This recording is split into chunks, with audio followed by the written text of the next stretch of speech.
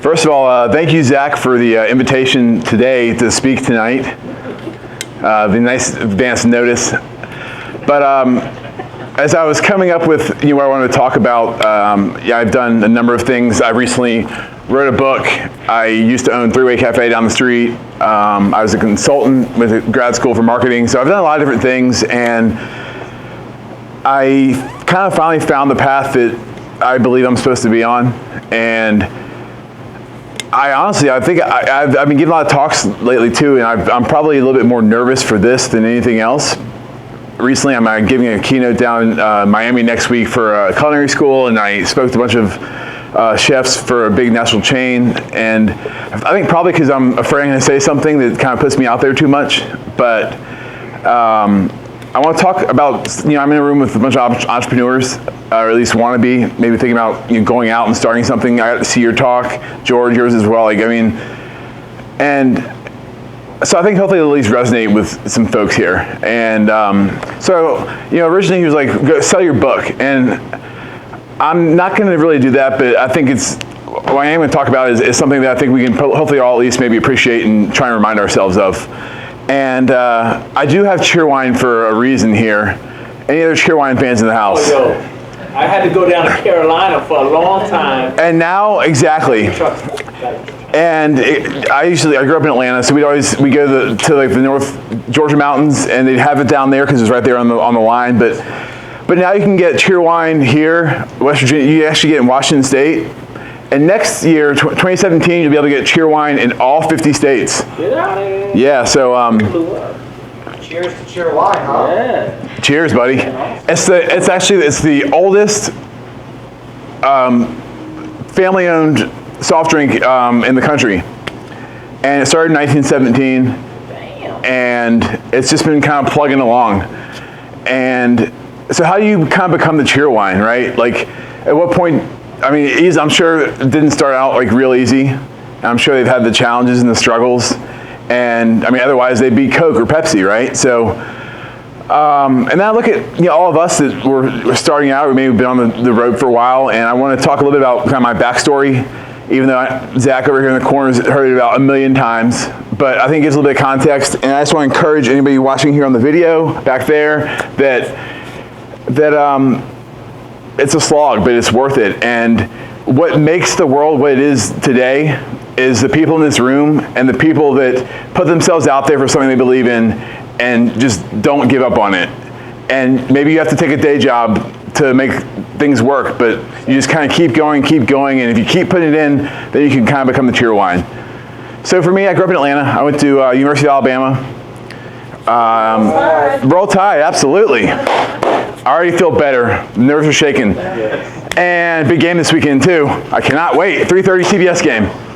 Anyway, but yeah, so I went to grad school there too, got a master's in marketing, because I kind of felt like I had to follow my dad's footsteps. He's a successful businessman back in Atlanta, and went to grad school and went into consulting work, and had a good job, getting paid pretty well, but I hated my job. All along the way, I worked in restaurants, starting when I was 17 at the Atlanta Fish Market. And from there, after about a year and a half, said I just cannot do this anymore, and decided to kind of just take a chance. And had a very difficult conversation with my dad, saying, hey Dad, I want to give this a shot. And he was a lot more supportive than I thought he would have been. And then I moved up here to Virginia, where I helped a couple of restaurants and then opened one myself, actually with my cousin, Three-Way Cafe. And for the first 6 months, it was like, where is everybody? We're here, we're right downtown, and nobody was coming by. And then finally we kind of hit our stride. And after about 3 years of working there 40, 50 hours a week, 60 hours a week, and then 40 on the side just to make ends meet, because we didn't get paid, the owners, for our time or anything for the first 3 years, finally was able to take a paycheck. And I'll never forget walking over to the Bank of America about 2 blocks away with that $500 check that was worth about 3 years worth of labor, and depositing it. And I think that's how it works for a lot of people, with the startups that you have. So many people give up, and so many people don't even take that first chance. And I'm a little bit fiery today too, because as Zach knows, I had about a 6-hour conversation with T-Mobile And if they're watching this, I'm still upset with you, but let me not digress too far away. And I got your gift on too. dude, we'll talk after this. I don't want to use all my 15 minutes on T-Mobile, but yeah, I mean, for the first 3 years, I didn't get paid a dime, and everybody's back home's like, Chris is successful up there because, I mean, he's on TV all the time. I had written a cookbook, that like a digital cookbook, even had a little like monthly magazine that I was doing with a friend of mine, but still, I wasn't making any money. Like, nobody back home knew that, and that's how I think a lot of the people too that can like consume content online. They're like, well, how can I learn all the best practices of SEO by Googling it or watching a YouTube video, versus actually finding a trusted source that you actually appreciate to offer that to you. And I just encourage anyone out there to, if you appreciate something and find value in what this person or company is doing, to invest in them also. So when I'm asking people to buy a $15 book, or I think it's on Amazon for $11.95 right now, I'm not asking my audience to buy a $12 book that's just the book. The book is $12, but everything, all the content that I build and create, whether it's for the book or around that I offer every single day, is part of that too. And I look at like a lot of the musicians out there. Probably my favorite singer-songwriter is this guy named Stephen Kellogg, and he talks a lot about like, if you like the music, go buy the album, go to the concert. Don't just download it off of whatever the equivalent of Napster is now. So yeah, I think I really do believe that the world like we live in today is made up of ideas and people that could easily give up at any point. And I can tell you there's people in my life that have asked me every step of the last 6 years, dude, like, what are you doing? And now I have 110,000 Facebook followers, which is cool. And I wrote this book. I have a literary agent for my next book.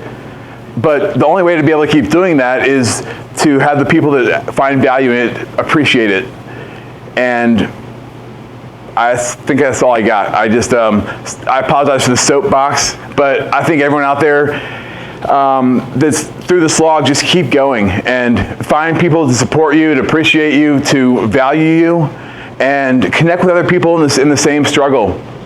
I can tell you that for me, like, finding what I knew I was supposed to do, and I had an article that went viral, which kind of started to get me rolling in the right direction. The first day it went viral, I got 100,000 views on it, and for me, that was equivalent to the first paycheck I walked over to Bank of America. It was like, finally, I got paid for it, and I got that first month 1,000 emails from people saying, like, dude, you changed my life, you saved my marriage, you helped me reconnect with the work, and the only way that happens is if you just keep going and you don't give up and just. That's the gratification.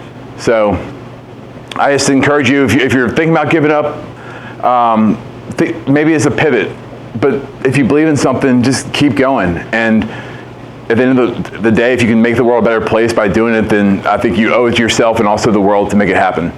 So, anyway, I'm done. You didn't know what you were signing up for by having me speak tonight, did you? Yeah, man.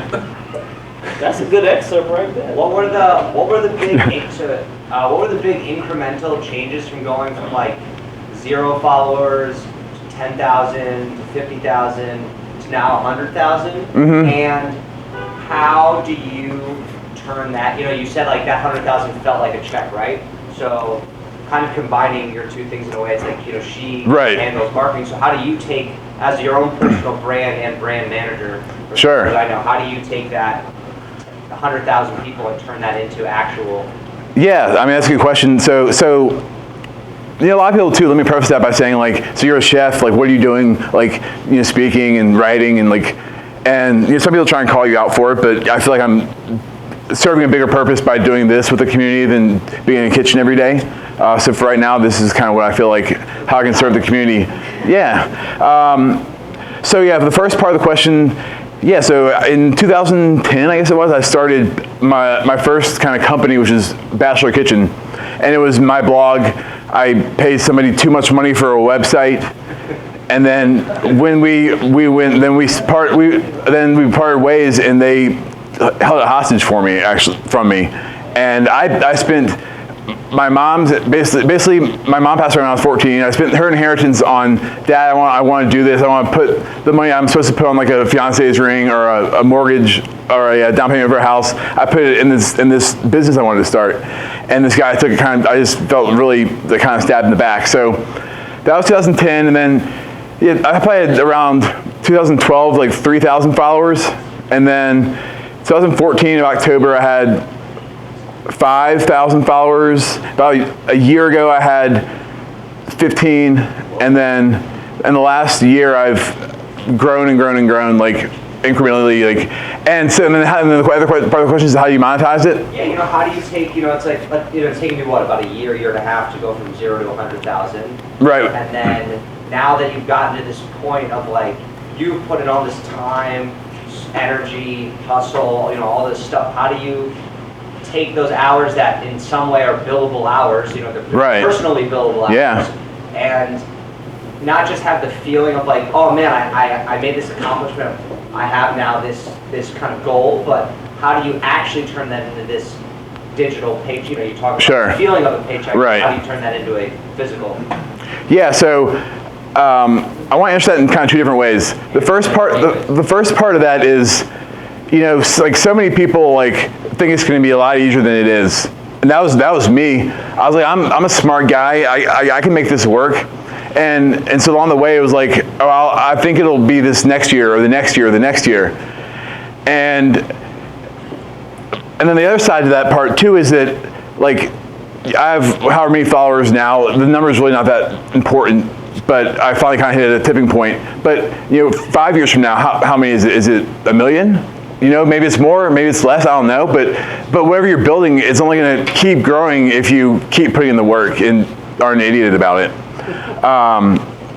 But then, that's how you monetize. So that's, part of the reason why I wrote the book. It was to partly get more of my content out there at scale, where Amazon, the biggest search engine in the world, is like pretty much behind, at least for people buying things, is it'd be there, and then using that, 100,000 people to monetize it in a way that I knew the real people that appreciated the work I was doing would buy a copy, and then by really keep doing the work like through like day in day out. Like I gave one TEDx talk with Zach and another one in Tuscaloosa, Alabama, and those things like the talks and the articles I write, all that kind of stuff, that's all like part of the platform. And then the platform allowed me really, I got a top 3 literary agent in the country.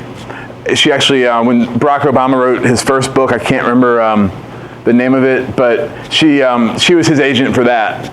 Congratulations. So like, and then that's a bit. So I don't think there's really a tipping point. Like my friend Jeff Goins is a writer, and he talks about like it's more like a bridge where it's like, it's not like a leap of faith as much as it is like one step, and then after a while you built a bridge. But then so other stuff. Yeah, so I have a bunch of courses, like products on my digital products on my website, and like next week I'm getting paid a couple $1,000 to go down to Miami and speak, and so really kind of different ways. Obviously, and I'm trying to still feel all that stuff out, but it's when you finally hit the tipping point and finally. But for the longest time, I didn't make anything off of it. So did you consciously?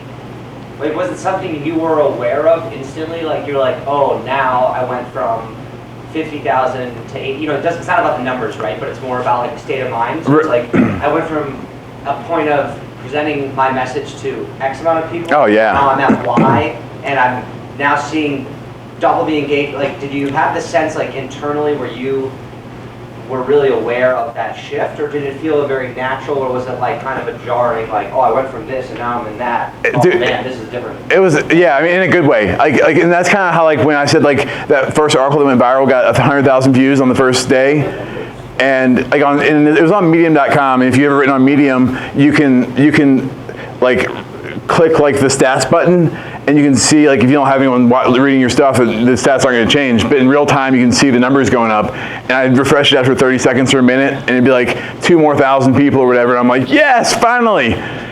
And seeing that, but really kind of the engagement of people, it's kind of that was the paycheck. That was kind of what kept me going when I felt like I was doing the right thing, but didn't really have anybody telling me. Yeah, exactly. Yeah, man. When you first started to create content, and you have all this stuff in your head, and you're looking for a great way to get it out there, like, how did you kind of prime that pump enough to say, okay, I can now shift this over to a blog? Yeah. That makes sense. Like, how do you? What was your process? So for me, I started a blog 2008, maybe 2007, 2008, not with no intentions of ever. It was really for myself, because I was a writing major, English writing major in college, so I've always loved writing, and I was working all the time, so I was kind of like, it was like gym and writing was like Chris's time. The rest was kind of working and a couple hours of sleep.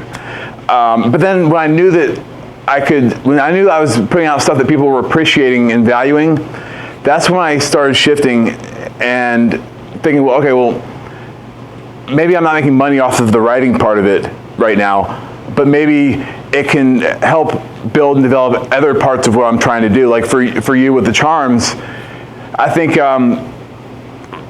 the thing to think of is, what is, like, what's different about me or my product or what I'm doing that isn't being done anywhere else. Otherwise, you're competing on price, really, and price is a race to the bottom. So I think it's about, like, what am I offering that's different than anybody else, and then what am I providing that's valuable to the people that might potentially want it?